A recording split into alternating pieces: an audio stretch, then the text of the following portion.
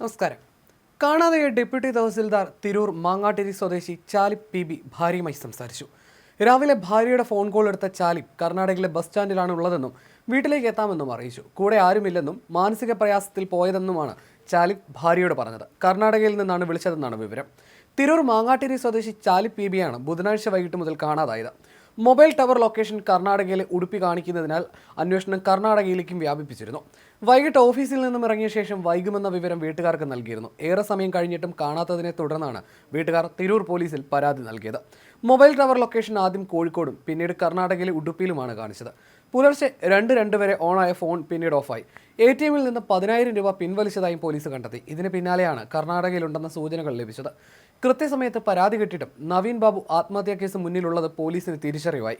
കരുതലോടെ അന്വേഷണവും നടത്തി. ഇതിനിടയിലാണ് ചാലിബിനെ കുറിച്ചുള്ള വിവരം കിട്ടിയത്. കോഴിക്കോട് മാമി തിരോധാന കേസിൽ പോലീസ് തുടക്കത്തിൽ വേണ്ടത്ര കരുതലെടുത്തില്ല. ഇത് വിവാദമായി.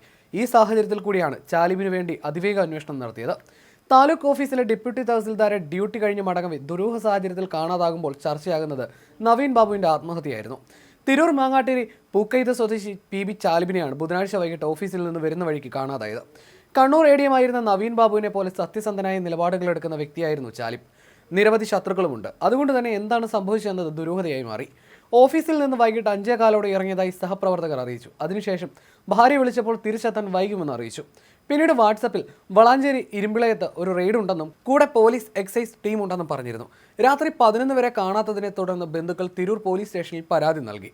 രാത്രി 12:18 ഓഫായ ഫോൺ പിന്നീട് രാവിലെ 6:55 അല്പസമയം ഓണായതായി കാണുന്നുണ്ട്. അവസാനം മൊബൈൽ ടവർ ലൊക്കേഷൻ കോഴിക്കോട് പാളയം ഭാഗത്താണ് കാണുന്നത്. പിന്നീട് കൂടുതൽ വിവരങ്ങൾ ലഭ്യമായില്ല. ഇതോടെ ആശങ്ക കൂടി. ഇതിന് പരിഹാരം എന്നോണമാണ് ചാലിബ് ഭാര്യയെ ഫോണിൽ വിളിച്ചത്. ദേശീയപാത മണ്ണെടുപ്പ് പ്രശ്നത്തിൽ ഇരുമ്പിളയത്ത് ഇദ്ദേഹം സർവേക്ക് പോയിരുന്നു. ബുധനാഴ്ച വൈകിട്ട് ഓഫീസിൽ നിന്ന് ഇറങ്ങിയ ചാലിബ് വീട്ടിലെത്താൻ വൈകുമെന്ന് ഭാര്യയെ അറിയിക്കുകയായിരുന്നു.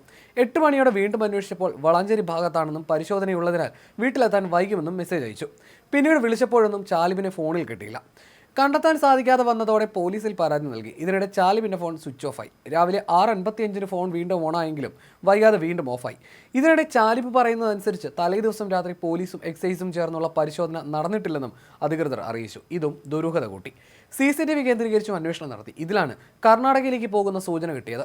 കോഴിക്കോട്ടെ മാമി തിരോധാന കേസിൽ തുമ്പുണ്ടാക്കാൻ പോലീസിന് കഴിഞ്ഞിട്ടില്ല. സമാന സാഹചര്യം ഇക്കാര്യത്തിൽ ഉണ്ടാവില്ലെന്ന് ഉറപ്പിക്കാൻ ഗൗരവത്തോടെയുള്ള അന്വേഷണമാണ് പോലീസ് നടത്തിയത്. ഇതിനൊപ്പം ആദ്യമേ മാധ്യമങ്ങളിലൂടെ വാർത്തയും എത്തി. ഈ സാഹചര്യത്തിൽ കൂടിയാണ് ചാലിബ് വീട്ടിലേക്ക് വിളിക്കുന്നത്.